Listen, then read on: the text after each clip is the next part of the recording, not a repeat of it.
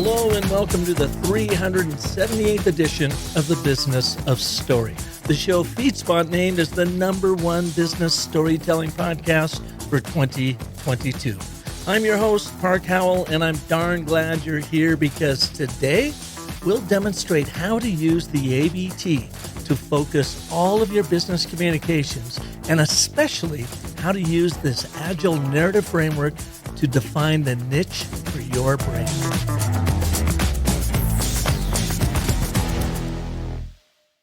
If you want to apply the ABT to make all of your business storytelling land right the first time, to become immensely more influential and persuasive, then you can take our ABTs of selling, ABTs of branding, and or the ABTs of Agile communications quick online courses at businessofstory.com/ABT.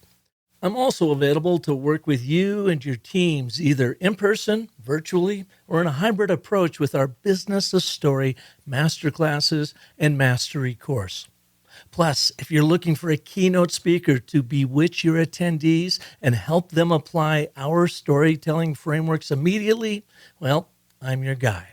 Just shoot me a note to park@businessofstory.com. Either way, my sole goal is to help you excel through the stories you tell, like I did with today's guest, Daniel Nestle, and his teams at LIXIL. But Dan was already a business storytelling guy. All I did was help him and his LIXIL colleagues transform from intuitive to intentional storytellers so they can now frame their complex stories into simple and way more compelling messages. In a short amount of time, we had a complex project to talk about. I worked with a few great people. They had all the numbers fleshed out, and then I framed it all up. And I had the upfront, which was a straight up ABT. Describe the situation, but there's a problem, and here's how we're going to solve it, right? Just that basic framework. And that carried us through 10 minutes of presentation. And while we were doing it via Zoom, I'm getting these messages like, whoa, that's dynamic presentation. What a great presentation. And by the way, a lot of these folks had done ABT training with you, Park, and I'm getting these like nice ABT, from people. So a lot of good love there, but I really was able to kind of parlay the ABT into that, start to kind of throw it into my day-to-day work, and I could convince people easier. It's easy to teach. You could tell people like how to construct something to a point. So I started to see people use it more. Dan Nestle leads communications and corporate responsibility at LIXIL America and hosts the Daniel Nestle Show. He's a global communications and marketing wizard with nearly 2 decades in the B2B services, manufacturing, finance, and education sectors.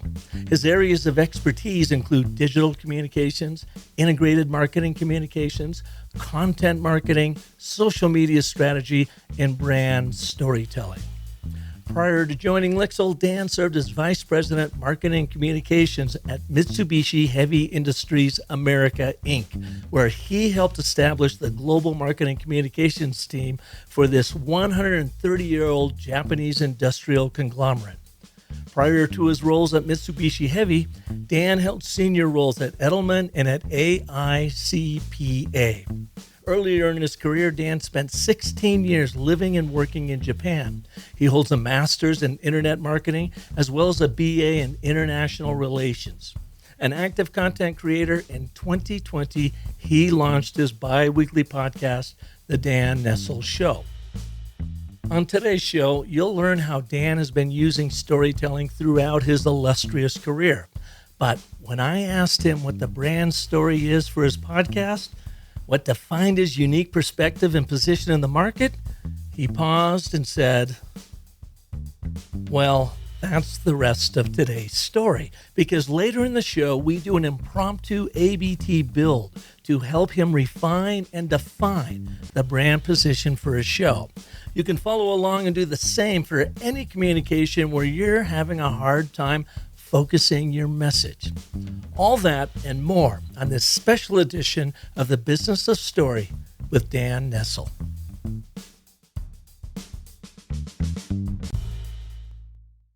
Hey, Dan, welcome to the show.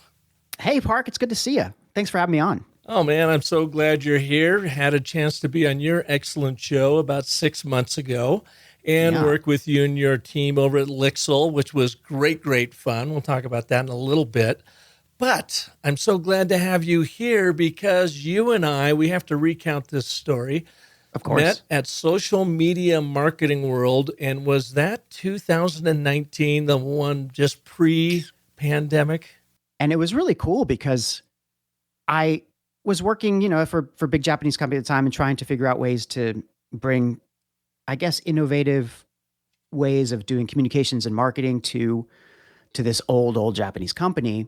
And that was Mitsubishi Heavy, right? Yeah, Mitsubishi Heavy Industries. Yeah. And yeah, we could say that. So, and to their credit, they really took a huge risk and hired a few of us kind of hired guns to help them revitalize their marketing and communications. And we kind of built something from scratch. But part of that process was like finding what's actually working for B2B industries everywhere. And, Social Media Marketing World was one of those conferences I thought I might discover a few things. And, much to my never-ending pleasure, it was at the very beginning of the conference. I think it might have been one of those pre-conference, like early kind of sessions. It was the workshop the day before. Right? Yeah. I was like, this looks like an interesting one. Like just I kind of like templates. I like kind of the idea of patterns to help me because I'm all over the place, right? So I need something to keep me together, as you'll probably find during the show.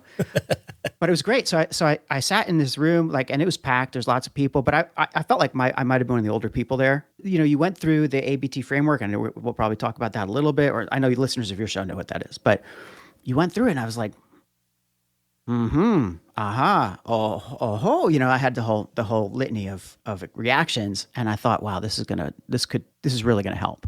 It's really great. Well, it must have been your hair color that matches my hair color because we were waiting. We had a room of about 400 people showing up there. Yeah. And I remember kind of waiting through the crowd, just introducing myself to some folks before the show went up. And I remember you were sitting right in the middle and you were one of the first people there, that, diligent storyteller. And so we got a chance to get acquainted there. And I just have so enjoyed the fact that we've remained in contact over the last several years.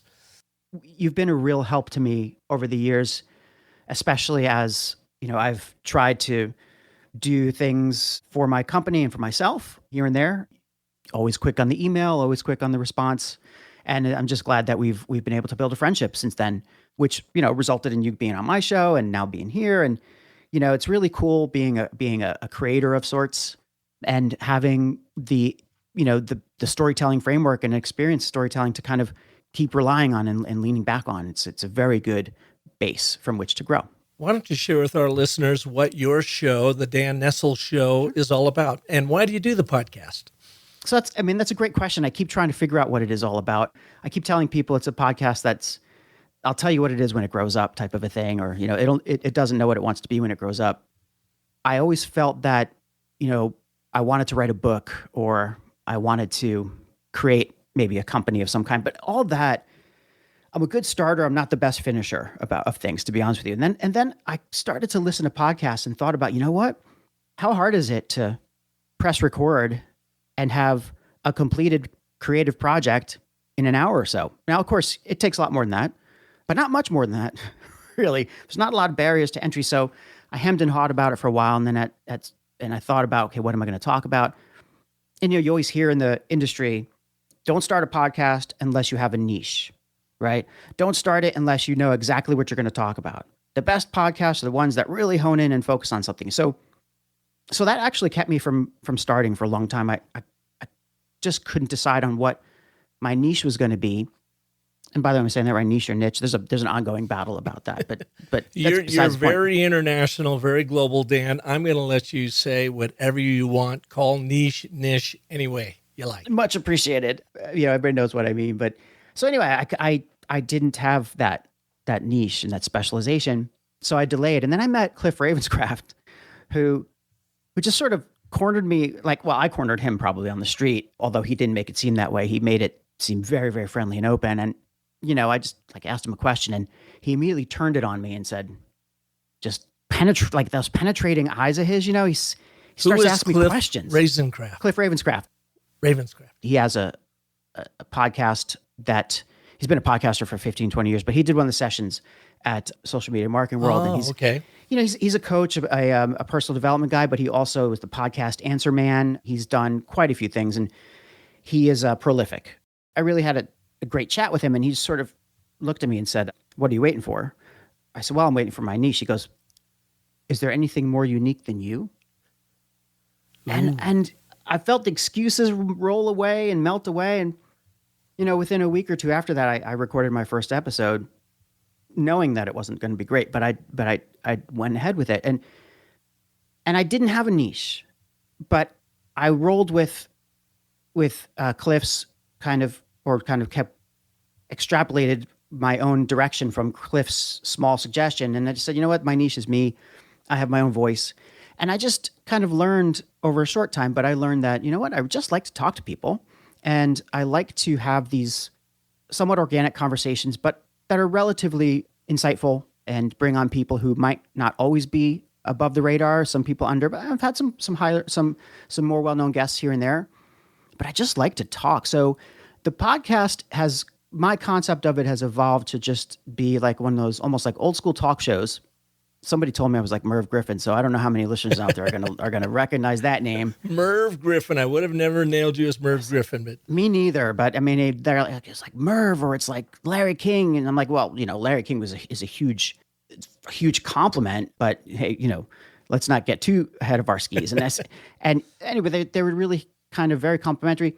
But I thought, though, in general, it's like, well, I guess that's the direction I would love to be, after I have a body of work of some kind. I would love for people to say, no, legitimately, this is what this reminds me of, or you're a voice that is, I love to listen to that, to what you have to say and what your guests have to say, in the same vein as I would listen to a show by somebody else. And what I've learned is that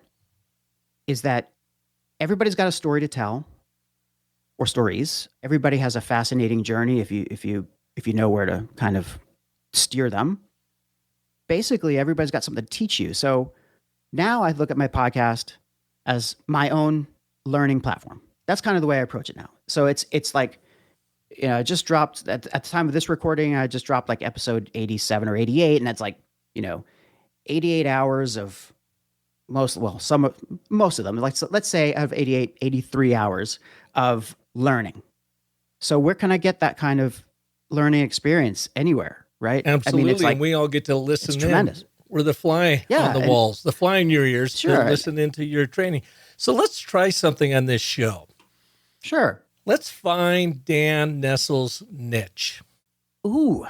So therapy as well. Love it. Let me back up a little bit. All right. So you were VP of Marketing and Communications at Mitsubishi Heavy Industries America. Right. And you were working in Japan or in America, or both at the time? Both. I was reporting into Houston, which was amazing, but I was living in New Jersey. So even before all this, the pandemic taught us all about remote work. I was already doing that prior to the pandemic. That's kind of why I glided. I think I glided right into my next job. I didn't think twice about it. But yeah, I was flying to Houston every 4 to 6 weeks, and also going to Japan 4 or 5 times a year. Okay, and now you are leader communications and corporate responsibility at LIXIL, LIXIL Americas, which a lot of people will know for the bathroom fixtures, American Standard, and others, right? Right, American Standard, Groa, DXV are big brands here, Enextiles, those kinds of things. But yes, almost everybody has at one point or another sat on one of our products, and I'm hoping that they had a good experience with it. Done their business. Fair enough. Yeah. So tell us then a little bit of the backstory about a flying noodle and how it, kind of pointed you in the direction of your career. And then we're going to unpack that a little bit and see if we can't continue to find this niche for the Dan Nestle Show. So that's going back to the Mitsubishi time. And let me just say that before I started at Mitsubishi Heavy, I was with, and it's right on my LinkedIn profile, so anybody can look. There's no reason to keep it secret. I was with Edelman for a little while. I loved Edelman. What were you doing there?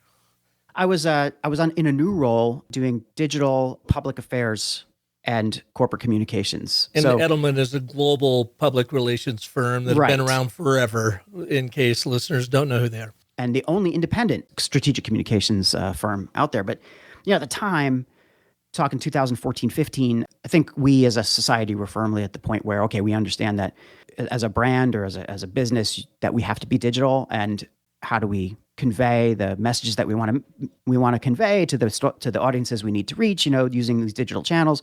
And, I had dabbled in digital for a while, and the person who became my boss, who was my boss at Edelman, the great Dave Rosen, much appreciated. He just recruited me for the role, completely defined when I got there. And it wasn't defined when I left either, but I was essentially helping some of my clients, to achieve certain goals using these crazy digital technologies, like focusing on social media and measurement and analytics. We're doing a lot of great work with analytics and, talk about storytelling and trying to figure out what topics are by looking at social conversational data like social listening. And this is before you had some of the more robust tools that we have today. So we were kind of piecing things together and just doing some really incredible leading work. And I was there for a year, working in an agency and commuting 2 hours each way just kind of wore on me. And it's for some people, really wasn't necessarily for me, but I did love the work and I loved the people I worked with, and many of whom are still my close friends. And so I have nothing but the best and fondest regards for Edelman. But while I was there, I went to Japan because Edelman has an office in Japan. But I was there visiting my family in Japan. My wife's Japanese, and I was visiting my in-laws. And as part of my trip, I'm like, you know what? I'll pop into the Tokyo office of Edelman. I'd lived in Tokyo for a long time earlier on in my life, and I had some connections. And I knew the woman who was in charge of finance and corporate affairs divisions. Her name's Deb Hayden, and by the way, shout out to Deb. She is a legend. She still is a legend. Just knowing her and meeting her, basically, you have all these like, were it not for so-and-so, I wouldn't be where I am today. Deb is one of those people. Like, were it not for Deb Hayden, I wouldn't be where I am today. So, and this is immediately why. So I go to visit, and I think she kind of knew that I wasn't super happy, and I was certainly tired and stressed out. She said, let's go to lunch. And do you mind if I invite one of my colleagues whom you haven't met yet? I said, sure, no problem. So we go to this shop in the Toranomon section of Tokyo, which does this specialty called toshomen. And toshomen, it's kind of similar to ramen, right? Or like a spicy noodle. But the thing about toshomen is the chef and it's a Chinese style. And the chef actually takes like this block of, looks like dough to me. I don't know what it is, and essentially using a knife carves off what become noodles, right? Like he just does this carve, but they fly off the block. Seems like across the room, like 5 yards into a big bowl of steam, but it's probably just a couple of feet. They add the most wonderful soup and spices and all this kind of good stuff, and it becomes toshomen. I sit down, and I'm sitting there with Deb, and her colleague shows up, another Dan, a guy named Dan Lockman. I'm a little older than Dan, but we have similar kind of experiences in Japan. And most people, when you meet them in Japan, if they're non-Japanese, you automatically have a bond. There's already something there. But with Dan, it was kind of special. We got off on the right foot right away, and we had this great bowl of flying noodles, and it was a summertime, but it was like super spicy, so we're sweating, and it was great. And we had a good conversation. Didn't think much of it. A couple months later, I left Edelman. I returned home, I left Edelman, and was trying to figure out what my next gig was. And I'm not one to sit idly by. And I thought, what, I was so tired and exhausted from that experience of that commute and the crazy work hours. So I just decided to try something entrepreneurial. And, I even tried to dabble in real estate. I did all kinds of stuff for just a very short period of time. And then like Thanksgiving of that year, it would be 2015, I get this email. Oh, Dan, you may remember me from the Toshomen lunch we had. And it turns out it's Dan Lockman. It was Thanksgiving Day in his email. I'm leaving Edelman. I'm going to start this new role, leading a new function for a company you might have heard of. It's only one of the oldest and biggest Japanese companies ever, Mitsubishi Heavy Industries. So I can't say much more than that, but do you think you're going to have time to talk with me in January, February? I thought this was really great, but I wouldn't put too much stock in it at the time. But Dan followed through on his word. A couple months later, here I'm starting to sell houses. Things were working. I was doing all right. But I get this note from Dan, a call. I said, let's talk. So he calls me, and how would you like to build something new? And that was really the start of a beautiful friendship, but also a beautiful work relationship and opportunity to take this 180-year-old Japanese company and introduce them to the world of stories and what that could do for their reputation and in turn for their businesses. They let us try, which was amazing. And where did you get your training in storytelling? Did you get that at Edelman or pre-Edelman or where? So you're talking 2015 here at Mitsubishi, and you're thinking, I'm going to come in and embed storytelling in their culture. It's interesting because I didn't think of it as storytelling at the time. I just thought of it as a way to, create content that delivers a message and has captures somebody at the outset with something on an emotional level and doesn't talk about the product necessarily and takes them through a process where, they're along for the ride and in the end has a payoff in that article or in that video or whatever it is, has a payoff where, okay, you've captured the interest and maybe that person will be a little more interested in what we do. And that was a win. Oh, they're a little more interested in what we do. And essentially, later I learned, well, that's storytelling. I mean, that's corporate storytelling in a nutshell.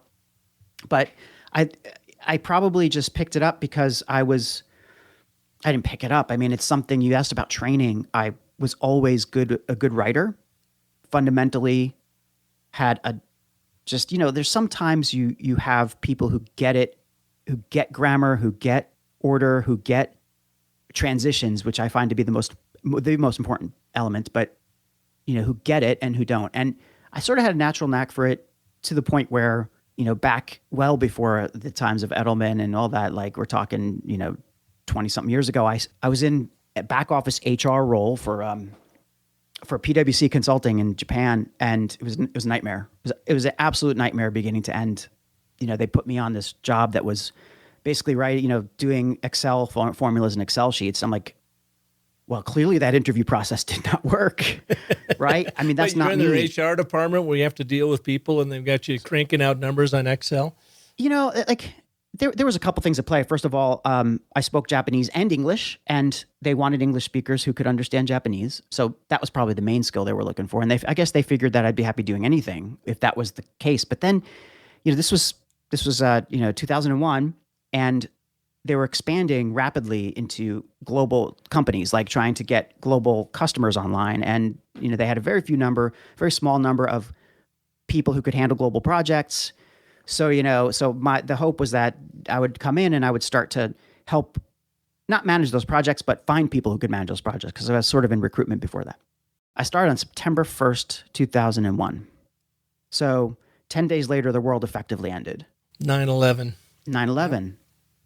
And, I remember I was in orientation still, like at the company. I just started, marquee brand, everything's great.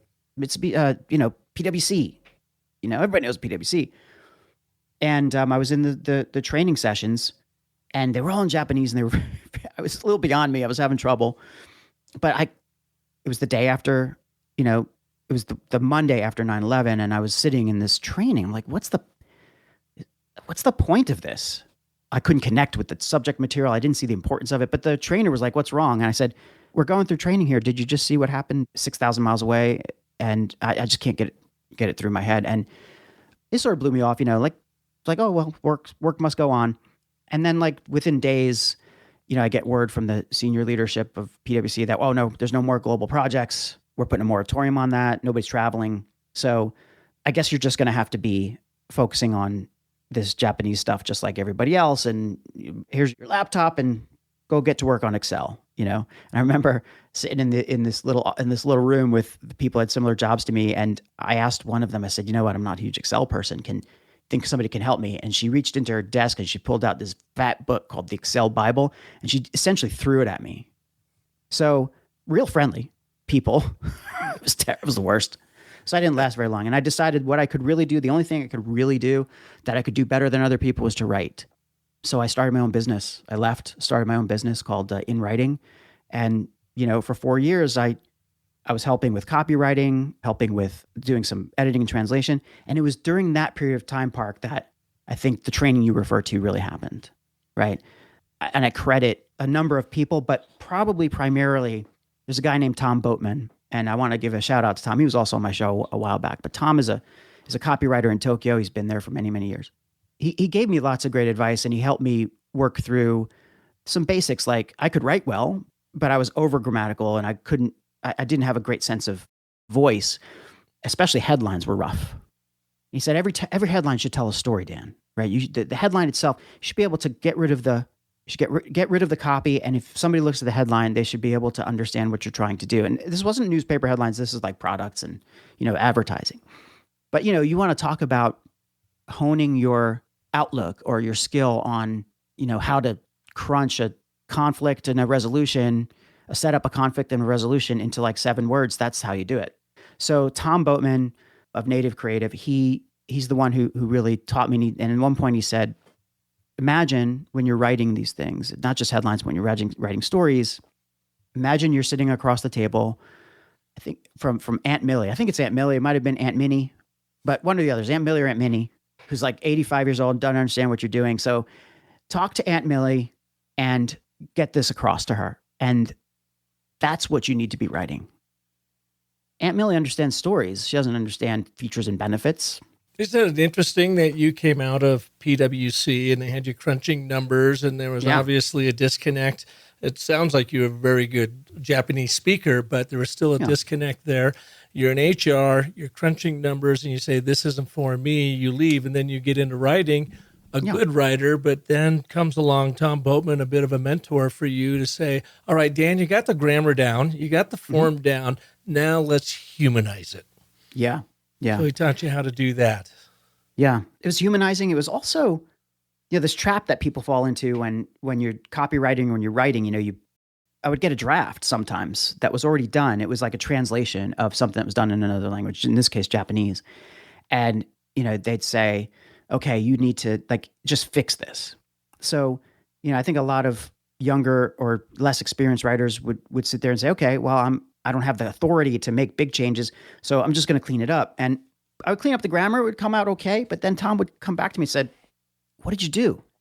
Just cleaned up. He said, no, you didn't do anything here. Right? And he was much nicer about it. He said, I didn't do anything. Is this the way somebody really tells a story? And that also really helped to hone things, like just to take, writing is one thing, rewriting is a whole nother thing. And that, it's a lot like, now that I think about it, it's those kind of hard-learned, hands-on lessons in, hey, look, there's a deadline, there's a client, there's a product to sell. We have to get these words to them like now, and we can't mess around. So Tom was great with that. And there was a couple other folks at that time as well who really helped with different facets of writing. And I just did that for 4 years. And why'd you move from in writing over to Edelman, I guess?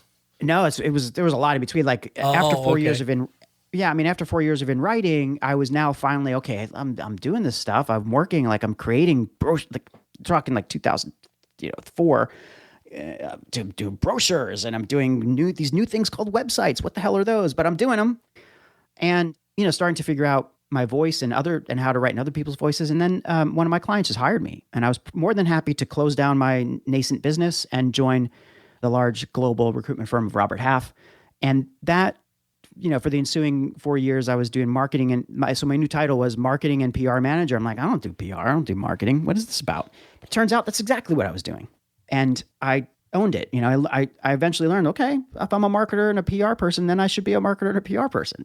And that sort of began the real journey. I think at that point, I was already a lot of people started right out of school. I started 10 years after school ended. So it was a great time. I think at Robert Half, David Meerman Scott came out with the New Rules of Marketing PR, the first edition, and game changer that one was. That sent me off on my way. So I was at Robert Half for a while. After I left, I moved back to the States. I was with a couple of other I was with a nonprofit for a while called the American Institute of CPAs. So I was writing for B2B businesses. And then after AICPA, I ended up at Edelman, and then moved into MHI. Okay, so let's start diving in a little bit deeper on this niche concept here. Yeah. And at Social Media Marketing World was probably about the first time you had heard about the and but therefore, the ABT back then. Yep. And you were kind enough to bring me in to work with your team at LIXIL. So from a writer standpoint, a storyteller standpoint, let's first get your impression of the ABT and how you use it, and then let's use it on you. How's that sound? Sounds fun. I suppose I'm sweating. We'll see what happens. I have no idea what's going to happen here. All right. Awesome. I'm up for it. Okay. What appealed to me first about the ABT, again, like I said, it's like it was a framework, and I love frameworks because I need something to anchor my dispersed way of thinking. And I thought, okay, here's something that's going to make my life easier, and I kind of felt like I already understood it innately, but it was nice to see it spelled out for me and going, okay, I was right about this. I wasn't quite right about that.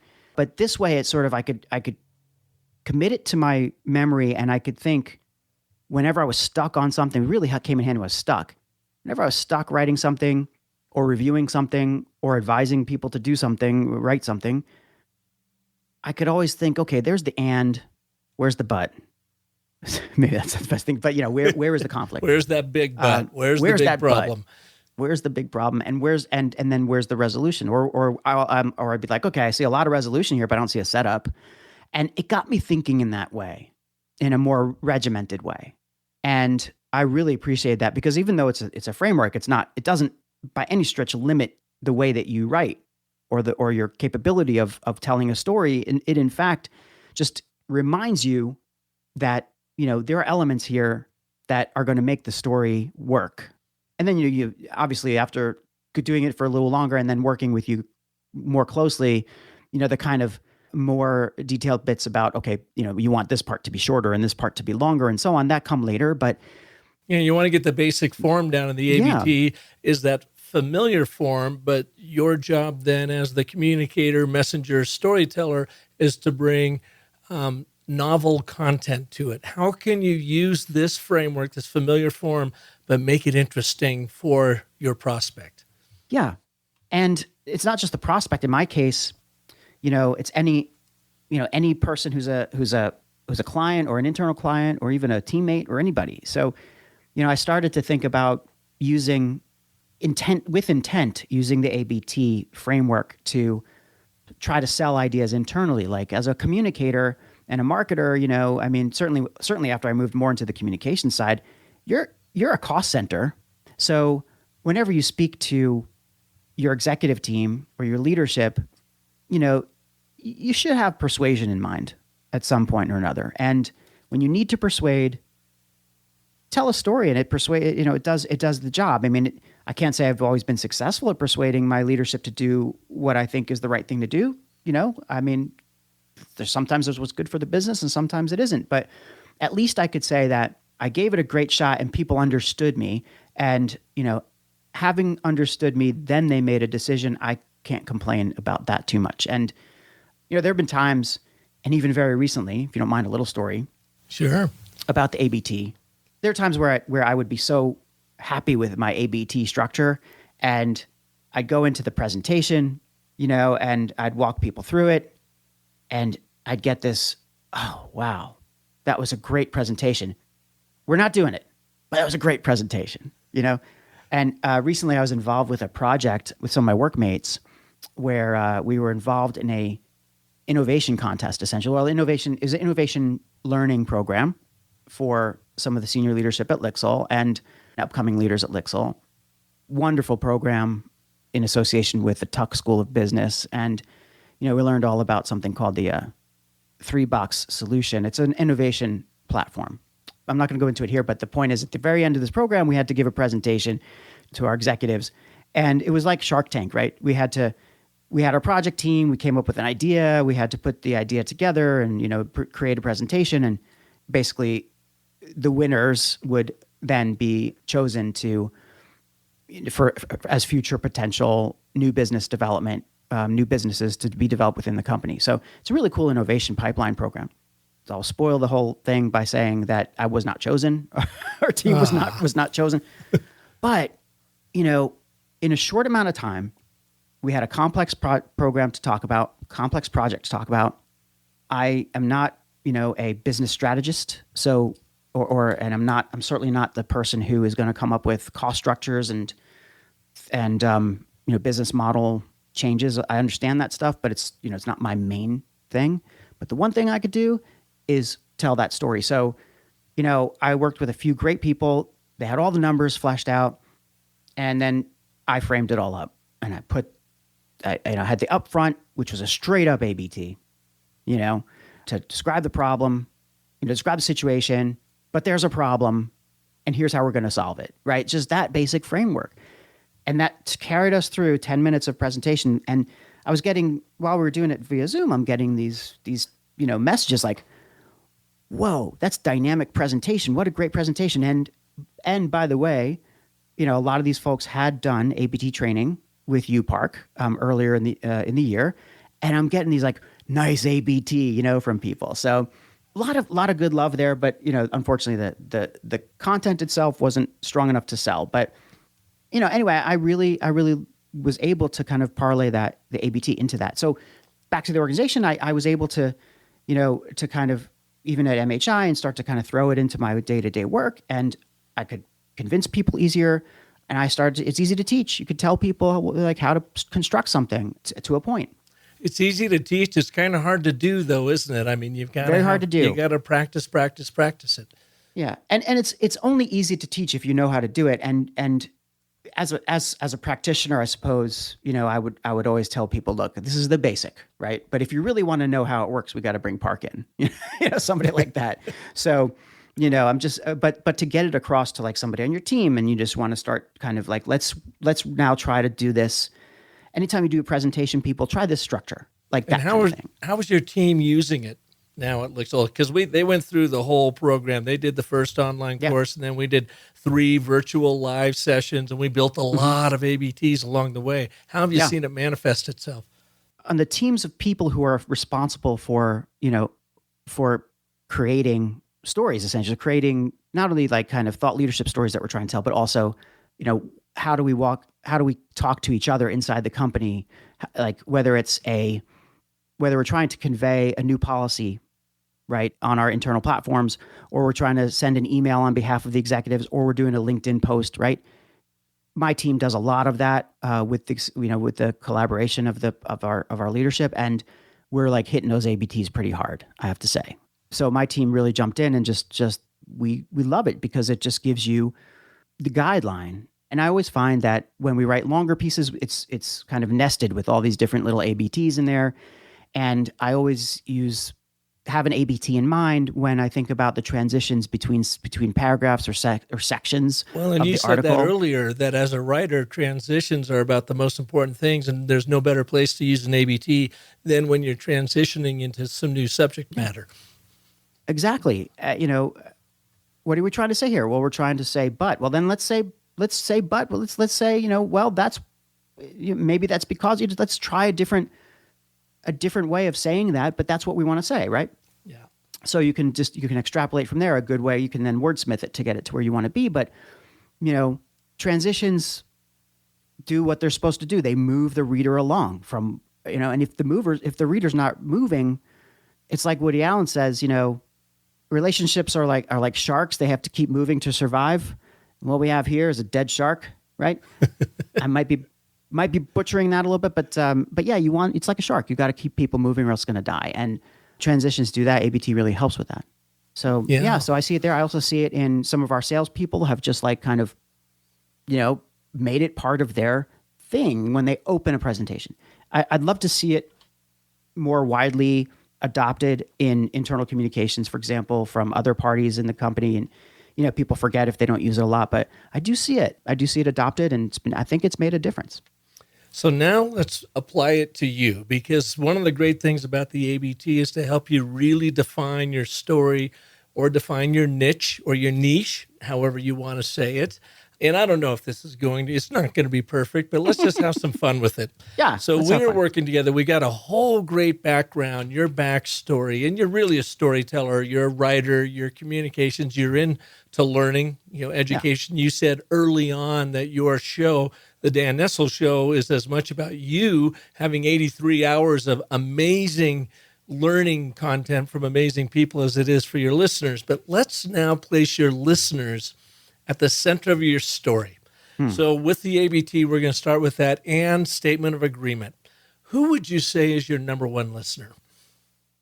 What category of listener? It's an eclectic group, but I would say like mid-career or senior level, marketing or PR enthusiast or practitioner. That's probably the core of my listeners. Okay. But I would also just, and this is one of the issues with this whole niche thing is I have such a broad base of listeners. I was looking at the metrics the other day. It's like, okay, who are who are all these great people?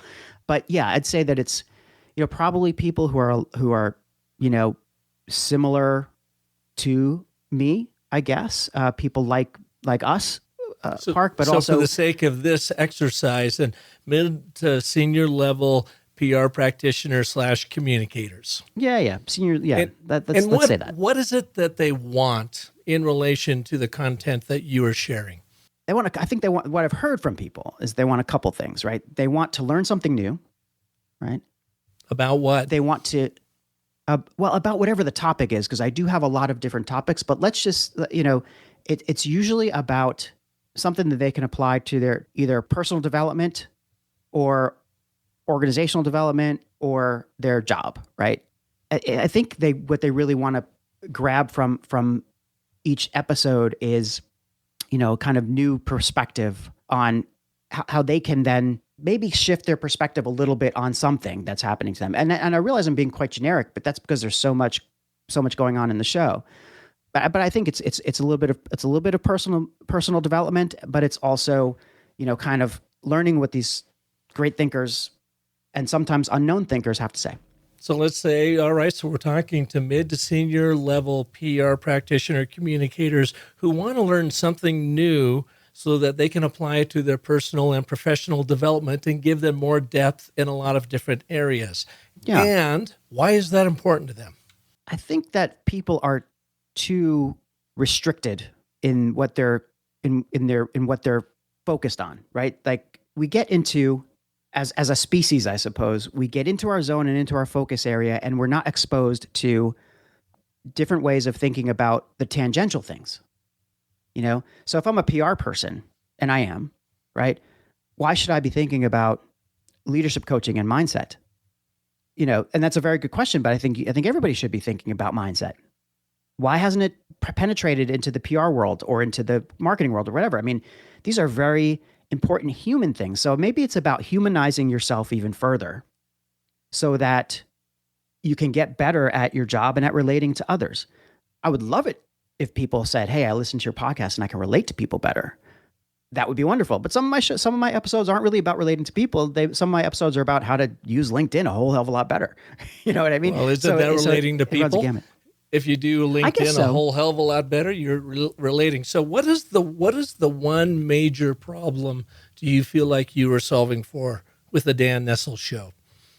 Is it opening people's eyes? Is it a deeper understanding of a lot of different weird subject matters that brings more depth to your personality that you can't get other places? Is it breaking down silos? What is the problem you're solving for your listener? All of the above, maybe. It's an interesting question. Everybody has a different takeaway from why they listen to me and to the show. But I do think it is that they're looking for that perspective, that aha moment that they might not otherwise be exposed to, but they're looking for it, or they're actually, I think, what I think is, and what I've heard is that they're just looking for it to be so natural, right? And to be just come out in a conversation. So there's this whole art of conversation that's happening that's appealing to people almost as an entertainment value in some ways. And I don't want to pat myself on the back too much, but my shows are kind of entertaining. It's not like it's joking around so much, and there's some humor. It's more like just, wow, there's people just talking. We don't hear that a lot anymore. Like we hear scripted things, we hear horrible things on the news, and we hear terrible, like boring, like explanations of some particular methodology through our corporate training programs. But how can we sort of get away from that and listen to someone or some people who are going to come across in a very relatable way and teach me something that I haven't heard before, or help me think about something in a different way? And oftentimes it's things, and it's mostly innocuous things, but it's things that they have to deal with all the time. So, even in PR, if I have a PR person on, that person is going to say, yeah, in communications, these are the kind of things that I'm focused on and that we're worried about. But that's not good enough. It has to be more about, so how how do you personally extrapolate, interpolate that into your life? And what are the learnings that you've had in your life that's helped you to guide your thoughts about this, you know? And then ultimately we often get to thoughts of purpose and of connection and of like these kind of deeply human points. So maybe it's that humanization. With all of that, can you boil it down to a singular problem that is your singular narrative, but you are approaching it from a lot of different areas, such as for the business of story, the singular problem I help people with is connection. How do you connect with that person sitting across from you? And I've got almost 400 episodes from different perspectives on how to use story to connect with that person sitting across from you. So now with your, what you said, 88 episodes, when you look back on it, Dan, what is the narrative thread through that, the singular problem that you were helping people with? And you've said one word several times in several different ways. Humanizing. That I'm wondering if it's around that. So what is it? I think it is humanizing the workaday world we live in some ways. I was just thinking though, as you were talking about that thread, you know, the thread that holds it together, I think, is that conversation between people, between humans, that curiosity that comes out all the time. So it's about the value, the virtue of curiosity and of the nature of digging into other people's lives and, you know, the things that they do, but from a really curious perspective, because we want to encourage curiosity, which will lead to creativity in the world. And I think that's utterly human is where that comes down to. Like we live our lives where we don't have the chance to be creative and curious all the time. And maybe that's where it is. Maybe people just enjoy the kind of curious approach I bring to my guests and to my show, you know, and it manifests in any number of ways. I'm not super structured, but it does end up feeling like there's a conversational flow and a direction. Mm-hmm. And I think that there is, because it's about, you know, because I listen and I'm curious. Yeah. So you talk about humanizing things, and that's kind of a general term. I think humanizing means a lot of different things to a lot of different people. Can we boil that down? The word that you've used several times is to relate, to create relationships. It's both relating to, you know, surprising, and this is where your curiosity, I think, comes in. It's relating to a guest that comes on that provides a surprising insight from an even more surprising perspective. Yeah. Oh, I didn't know that was a thing. Let me think about that. As a listener, going down that path to think about how does it kind of fill the vacuum inside of me that I may have if I am in a dedicated role in a dedicated company, in a dedicated industry that makes me be an expert in my swim lane, and I'm missing some other opportunities out there. I go to the Dan Nestle Show to hear surprising insights from surprising areas that I can relate to and work within my own world. You know, I sure see hope where you I'm do. going with this? I think this is great. And thank you so much. Yeah, I love the idea of kind of zeroing in on the word relatable. It does in relationships and connection, even to kind of, you know, co-opt your purpose a little bit there. Like, all of this comes out of connections. All of this comes out of that, you know, relationships. And I'm talking a lot about that and about community and about purpose and so on. But yeah, I think it's get out of your swim lane and figure out how to be more relatable. Even the things that you might not have considered necessarily to be part of your worldview or within your swim lanes, like you said, you know, your wheelhouse is actually probably a lot bigger than you think it is. The areas in which you need to tread, you know, the roads on which you need to tread to get the metaphor right, I suppose, are a lot wider and more varied than you might know. And again, this is like tangential stuff to you most of the time, yet you keep listening because there's some cool stuff that comes out of it that I can use. So is it something to the effect of you as a listener of the Dan Nestle Show, you are an expert at what you do, and you have done a terrific job of building a career around a specific expertise. Mm-hmm. But the world is much more varied than that, and because of that variedness, you may actually be missing out on some opportunities for both personal and professional growth. Therefore, when you listen to the Dan Nestle Show, you will learn surprising curiosities from even more surprising, you will grow from surprising insights from even more surprising sources of people that can help expand your knowledge and the depth of character that you bring every day to the job. I don't know. I'm just kind of winging it here. Well, I can't wait for the transcript of this because that was amazing. I mean, there's a reason you do what you do, Park. Wow. Well, it's the curse of the expert. You are ultimately a cure somewhat, an antidote somewhat, a balm for the curse of the expert. You as a listener are an expert in your swim lane, but the world is much more varied than that. Therefore, listen to the Dan Nestle shows with surprising insights from curious people that will help you expand the breadth and depth of your knowledge and ultimately your productivity. Something like that. I'm sort of gobsmacked. Cure for the expert. I just wrote that particular thing down. I know we're going to talk about this later, offline. But my goodness. So you can see. So I think everybody who's listening can see why it's hard to define that niche or niche. But you've just helped me, I think, make some serious leaps and bounds in the way I frame the audience, especially, as just experts who need a cure for their expertise in some ways. Exactly. And I think that's the whole blinders thing, right? Their expertise is a blessing and a bane. They're very good at this, but they're missing opportunities to have an even greater impact because they're staying too much in their swim lane. Yeah, if you're a PR person, what can you learn from a guy who's a VP of sales for packaging? You could learn a lot. And, oftentimes what you learn has nothing to do with packaging and has nothing to do with sales. It has something to do with that person's experience and what they bring to the table. And, I had an episode like that. It's an interesting way to think about things.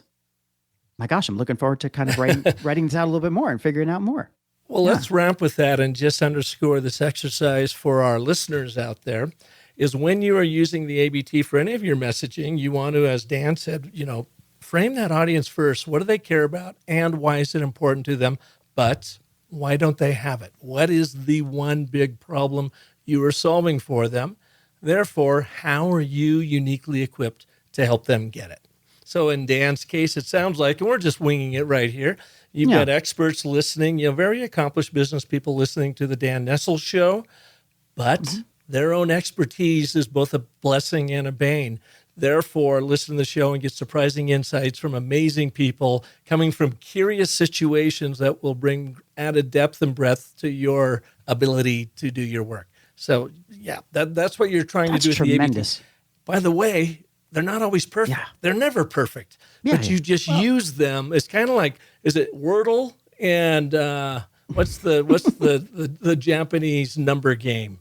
Sudoku. Yeah, Sudoku. That's what the ABT is. It's an exercise. It's a game to try to use this form to find your central core message. Yeah, and that's music to my ears too, because we especially those of us who write a lot or who are in the position of like kind of trying to fix other people's writing or just evaluate or judge stories, etc. We can't let perfection get in the way of good, right? It's so tempting to think, okay, we have to keep going until it's final. But the fact is, it's never going to be final, Right. I mean, we may stop working on it at some point, but it's never going to be final. Yeah. And I love that about the ABT. You can just keep reapplying it, thinking it through, changing parts of it. It's fantastic. Well, Dan, thanks so much for being here. Where can people learn more about you? Sure.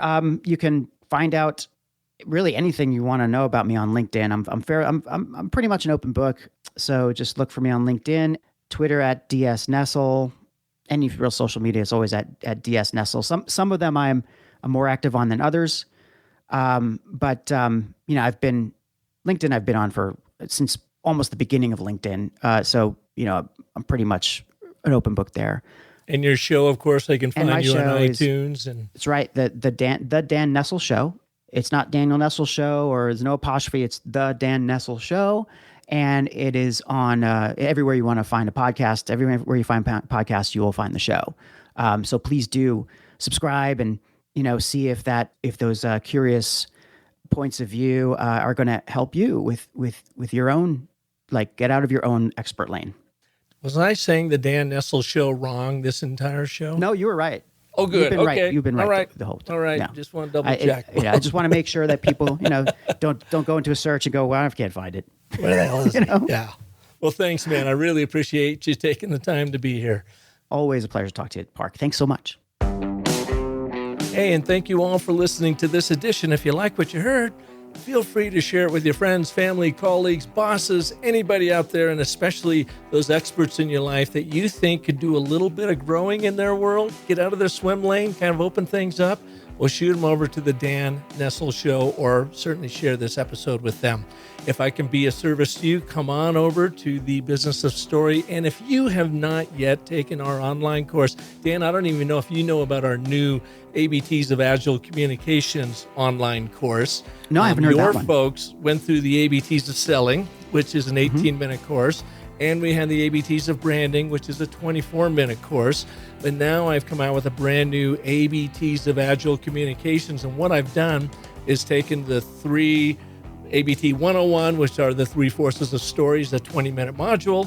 ABT 201, where we use the if-then tool, the power of the word because, and the what-how tool to create more cause and effect in your ABT storytelling. That's ABT 201. And then, of course, ABT 301 is how do you find that singular narrative, kind of like what you and I just worked on for your show.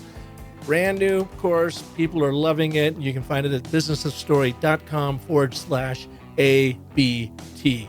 3 20-minute modules. Within an hour, you are going to be much more of an expert in using, crafting, sharing, telling ABTs to help really focus your messaging. So check it out, businessofstory.com/ABT.